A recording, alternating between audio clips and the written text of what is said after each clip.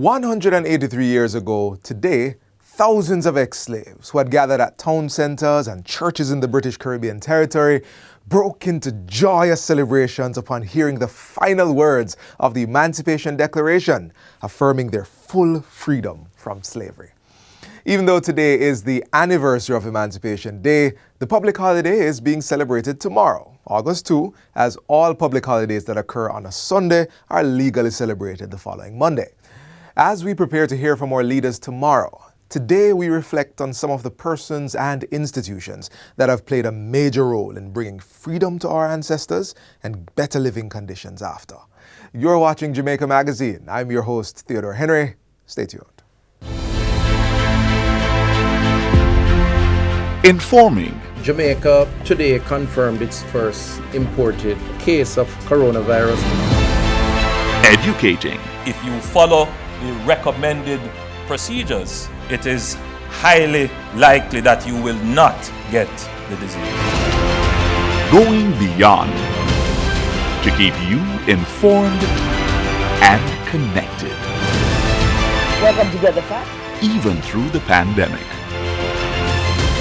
Helping you stay safe while we protect ourselves. Dependable.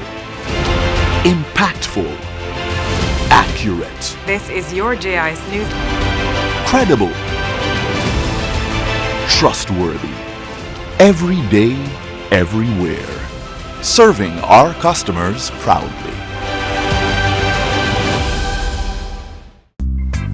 It's always beautiful in Jamaica. Everything usually be green and pretty. We have beautiful water. Temperature that is normal temperature. The water never cold. We've been into business for about 13 years. JUSC-COOL. Just cool. It's spelled with 3 0. We make 3 different types of pudding. We make potato, we make cornmeal, and we make total. This is the cornmeal, okay? That's actually almost the last process. What he's gonna do now, he's gonna put a gel on top. Within no time, he has to take it off because the gel give it a nice taste. We have people like Shelley and Fraser came here. We have, you could name the biggest artists, Sharpe Ranks, name them all. Being the Man, they all come here and buy their pudding. This is what we grew up on. Now, when the people come to Jamaica, everybody, as soon as they land off the plane, this is where they come. They want to taste this pudding because it brings them back to the old days. The long time days when they was kids growing up and they used to sit on the fire and watch their mama or their grandmother bake the pudding. We try not to change off our roots, we try to keep it that way. And not only that, we have a lot of love because we're all about love.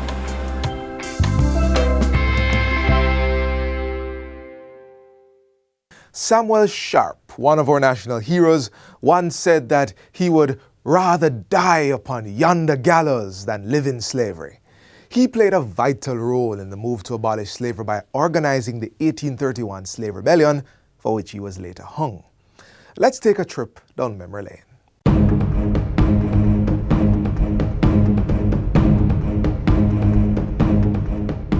Think on this.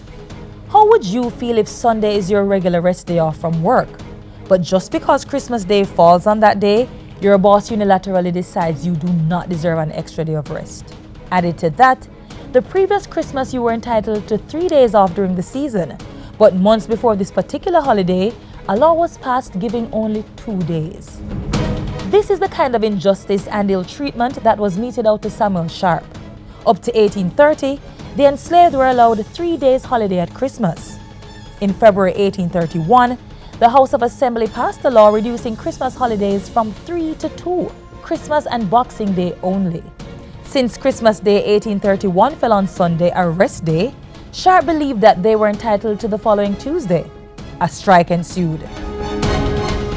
The resistance to work ballooned into what history records as the Christmas Rebellion, the ill-fated event that helped pave the way to freedom.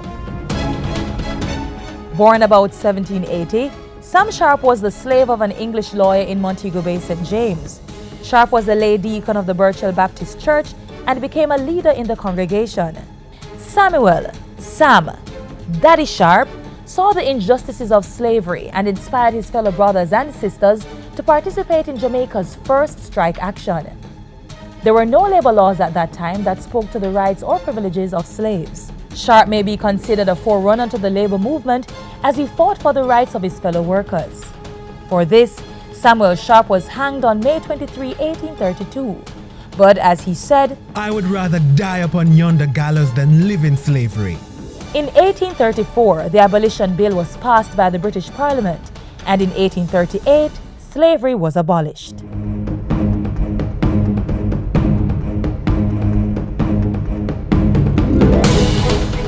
Do you own land and need a title? Well, the National Land Agency NLA can help. Through the systematic land registration process, the NLA will assist residents to get titles in declared project areas across Jamaica. Systematic land registration is the methodical and orderly registration of parcels of land in a designated area known as systematic adjudication area. For further information on the systematic land registration process, including declared systematic adjudication areas, who can apply and the benefits, visit the National Land Agency's website at www.nla.gov.jm or email asknla@nla.gov.jm. The National Land Agency, one goal. Built in 1827, the Philippa Baptist Church represents a great part of our nation's history. Here's the story. It was our own national hero, the Right Excellent Sam Sharpe, an enslaved man and a freedom fighter who said, "I would rather die upon yonder gallows than live in slavery." That sentiment was also shared by many other slaves. But the fight for freedom and the hope for victory brought liberation to many.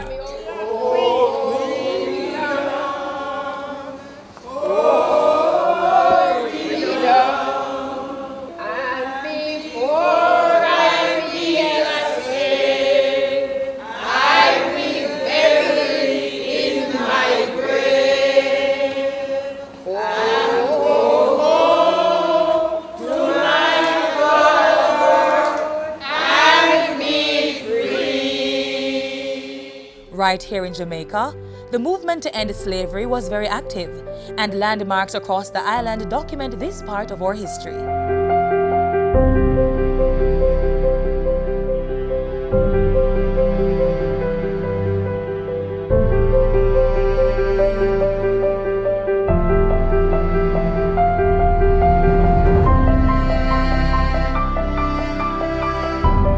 We are on the Emancipation Trail, and we're looking at the symbolic parts of Jamaica which relate to emancipation, a very important change of status in our country. We're here in the Philippa Baptist Church compound in Spanish Town. Spanish Town is a very old city, founded in 1539, I believe, and this particular site was where the Baptists created a congregation in 1818. And this church, built by the Baptists at the time of Reverend Filippo, was part of the congregation that was very supportive of the move to emancipate all enslavement. And that is a magnificent building going back probably close to 200 years. This church is very historic. Right here, under this tamarind tree, and identified by this plaque, is the slave chains which were buried on August the 1st, 1838. And it is now my pleasure to introduce Deacon Ivan O'Connor, a member of this congregation, who is going to tell us some more about this very historic site and its relationship to emancipation. I understand that part of the Declaration of Emancipation was read from the steps of this church. And a deep hole was dug right here, and all the chains that were available were put in there and covered. And a tamarind tree was put there as a monument. I understand that the first tamarind tree was destroyed by the 51 hurricane, but it was replaced. And it stands here now as a monument where people can come and get tamarind and remember the slavery chains. And touch the monument, right, as part of our experience, right. It is here of as a what reminder. Emancipation was all about. Right. But I also think we have to remind ourselves that the original official declaration was read from the steps of King's House, That's the facade which is still in front of the square. That square is Emancipation Square, which is also in Spanish Town and just a few meters away from the Philippo Baptist Church. Here was once the town center. Other important buildings in the square include the old House of Assembly, Rodney's Memorial, and the old courthouse. The area was severely damaged by fire as well as the 1692 earthquake, but parts of the buildings have since been restored and put to use. Back over at the Philippo Baptist Church, we want to reaffirm how important the Baptist movement and denomination was to emancipation. They were major players in persuading the English government to declare free at last, emancipation on the 1st of August 1838. And it is believed that the chains of slaves were buried at the Philippo Baptist Church due to its close proximity to Emancipation Square and the unrelenting movement by the Baptist Church to put an end to slavery. Somebody said some time ago, how can we write the history of Jamaica without including the Baptists? The Baptists were one of the churches that were very integral to the teaching of the slaves and emancipation. James Philippo was one of the persons who was integral in getting emancipation for the slaves in Jamaica. While emancipation was declared for slaves, their conditions were not improved. So the movement for a more just society was challenged by Paul Bogle and George William Gordon. They were also part of the Baptist movement and later became two of our national heroes. As a result of this involvement, Baptist work in Jamaica became an enduring symbol of the church's opposition to slavery and all other forms of injustice. This building was put up sometime about 1827 thereabout and has been maintained over time. It's a natural heritage site, and so the National Heritage Trust has control over what happens here. Right after emancipation, James Philippo established free villages like in Sligoville, in parts of Clarendon, and also established churches. So this church is steeped in our history in Jamaica.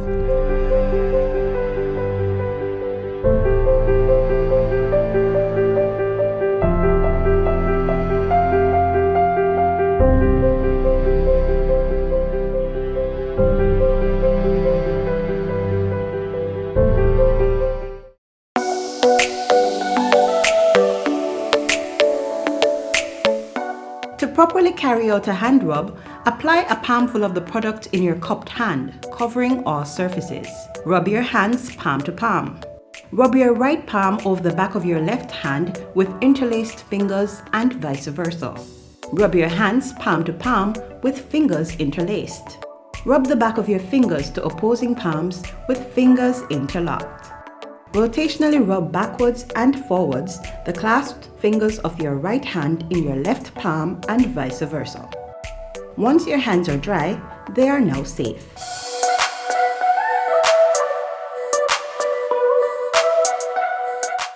Although legal enslavement was abolished, the post-slavery regime that was in place in the decades following was very similar to previous conditions. Paul Bogle, another national hero, worked hard to secure equality for blacks, so much so that he and others marched to the Morant Bay Courthouse in St. Thomas on October 11, 1865. They were there to protest the poverty and injustice in the society, and he paid the ultimate price. But his sacrifice is not forgotten. Today, the structure of the courthouse still stands, along with other significant historic spots in St. Thomas. Take a look.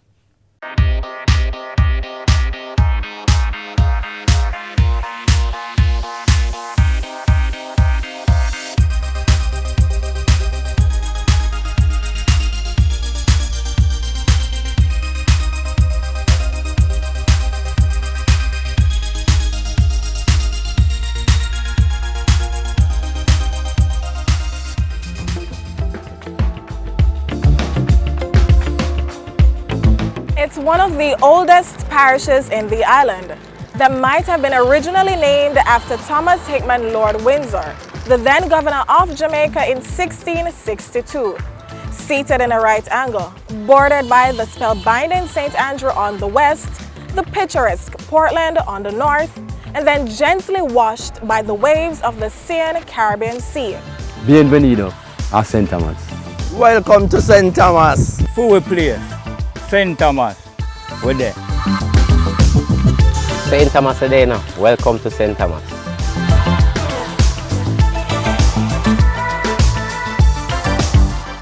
However you put it, we're there, St. Thomas. Join us on this travelogue.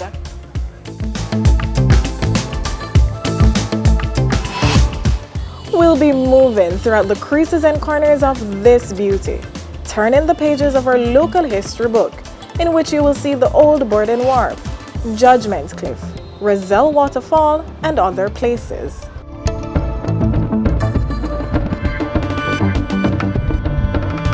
The cliff high above the Landaway community in St. Thomas at first glimpse appears to be just like any other overlooking the parish. But take a second look and you'll notice that a section of it is completely gone. Known as Judgment Cliff, it got its name from a story of how an entire community was wiped out during the 1692 earthquake. It's a story that passed through generations in the community and one that residents readily recount to passerbys like myself. Judgment Cliff, I was informed that they used to have a plantation up there run by a serious, wicked slave master. Imposed draconian measures on the farmers, and one of the reasons why they resided on the cliff, that in case the slave wanted to run away, they would have difficulty in doing so. The place collapsed. I guess during the same time, Port Royal earthquake was taking place. That was 1692. It was a plantation to people who lived there too. Everybody get covered out. Then say, when it happens at night, they say a man, a rooster, and a bull save. The man gone out, gone wild. The rooster fly off of the roost. The bull broke down the pen, gone out, gone wild, same like the man.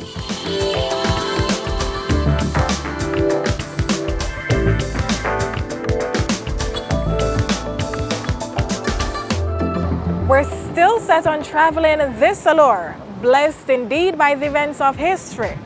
Right now, we're headed to a gem up the road on the corner.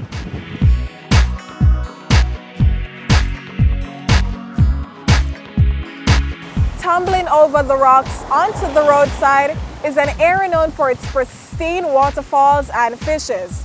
The Roselle Waterfall is used for bathing and even for washing by residents or those passing by.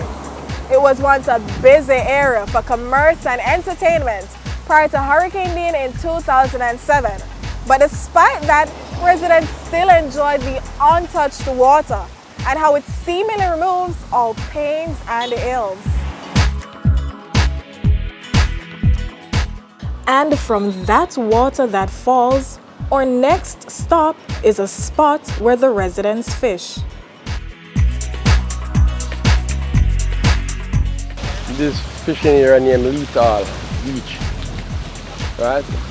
When the weather good, we go to sea and fish. When it's bad, we have to stay on the land. Well, we're doing this about some 50 years now, and we do it for a living. So I maintain the family. We have to prepare the net. We buy the net ready make, and we put on the fittings towards it. We put on the lead and the cork and so on. Like what you see it here now, we put it in the boat and go out and fish.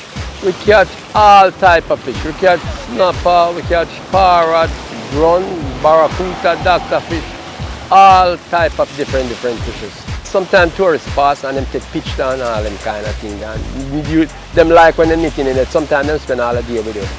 This is my daily living, and that's something that I enjoy all my life. I don't know if it's work but fishing now.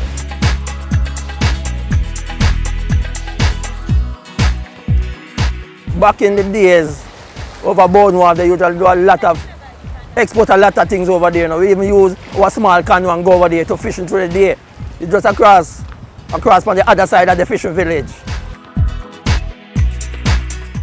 St. Thomas is a major growing area for food such as banana, coffee, coconut, sugarcane, and even for fishing. It houses one of the island's natural deep water harbors that was once used as a port for exporting these same food items.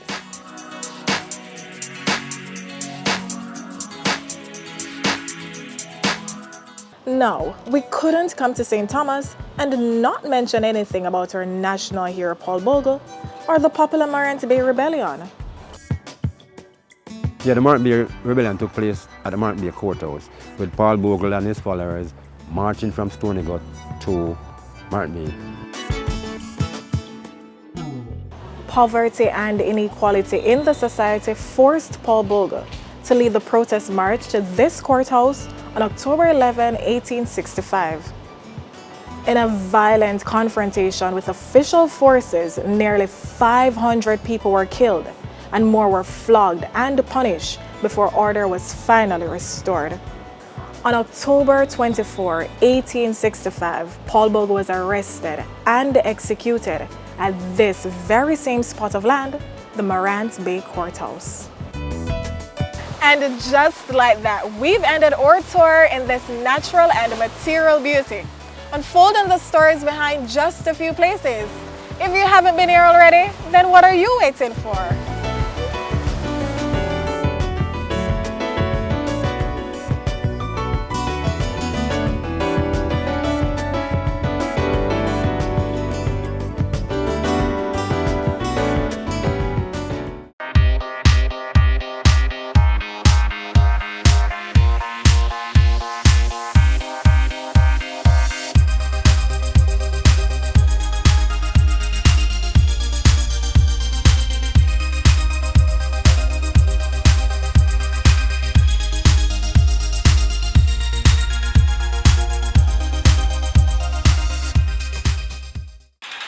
The following is brought to you by MOCA, the major organized crime and anti-corruption agency with kind support of NIA and USAID. Criminal minds think they are cunning. The major organized crime and anti-corruption agency have them running. Your friend a shout, come scam. Take time running, are we ready for the ops? Drive up on your block, step out now me block, cyber take a boy your laptop. Pull up every lock, no evidence to drop. We put it in a cuffs and now we have the underground. Sin you say scam, you better look out fit. When you move corrupt, better look out fit. Feel say you get wet, look out fit. Look out fit, look out fit. From you say scam, you better look out fit. When you move corrupt, better look out fit. Feel say you get wet, look out fit. Look out fit, look out fit. The proceeding was brought to you by MOCA, the major organized crime and anti-corruption agency with the kind support of NIA and USAID. Anything come Jamaican manage. It rough and rocky, but we not let go. How you feel? Today is a day of celebration, as our forefathers have paved the way for us to be who we are today, a nation working to make Jamaica become a better place to live, work, raise families, and do business free. Throw your hands up, jump and touch your ceilings. How you feeling, Jamaicans? How you feeling? We celebrate down a yard, yeah, with me then. Get your cold jelly as your lanyard. Port Royal waterfront of the flavor. Get your nice pudding down a Senton. Red Hills Road bus stand up the jerk pan. You want to see how the people them a line up. Peanut a sell and the soup it a boil up. Miss Lua must run just a smile up. 10 sound in at the London string up. How you feeling, my people? How you feeling? Throw your hands up, jump and touch the ceiling. How you feeling, Jamaicans? How you feeling? We celebrate down a yard, yeah, with me then. How you feeling, my people? How you feeling? Throw your hands up, jump and touch the ceiling. How you feeling, Jamaicans? How you feeling? We celebrate down a yard, yeah, with me then. Throw your hands in the air. Hey.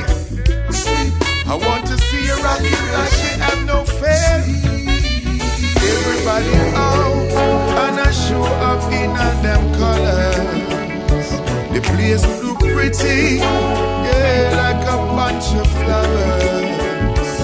Things are gonna turn up when the artists them come up. Fireman step out and the whole place burn up.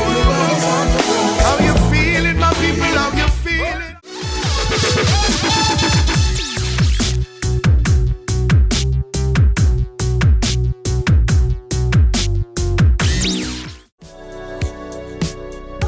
Practice good hygiene by washing your hands frequently using soap and water.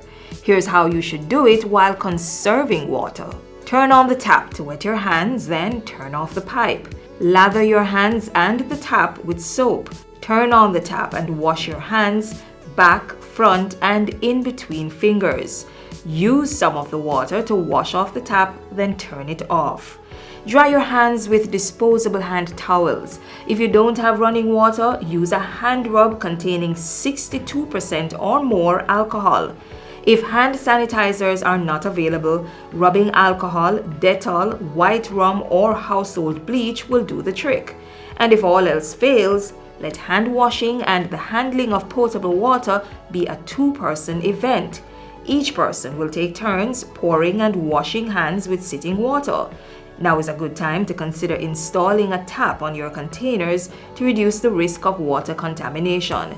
Faucets can be easily attached to drums, buckets, or 5-gallon water bottles. And to ensure that the outside of the containers are clean when recapping, disinfect it with hand rub containing alcohol that's 62% or more.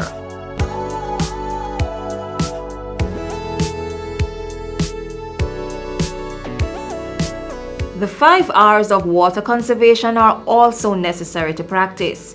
Reduce water wastage by investing in water-saving devices. Reuse water at least twice before discarding. Replace leaking pipes, faucets, and other plumbing equipment. Recycle wastewater and use it for gardening, car washing, or cleaning of public spaces. And reclaim water through rainwater harvesting. We all must play our part to ensure there's water to combat the coronavirus and stave off prolonged drought.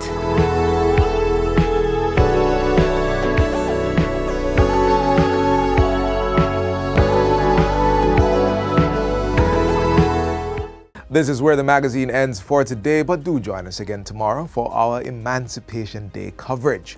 In the meantime, if you would like to see more content like this, then visit our YouTube page. We also have all the latest news and updates on our social media pages and on our website, which you can find at jis.gov.jm.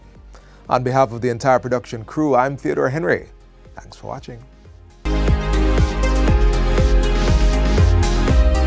This has been a production of the Jamaica Information Service, the voice of Jamaica.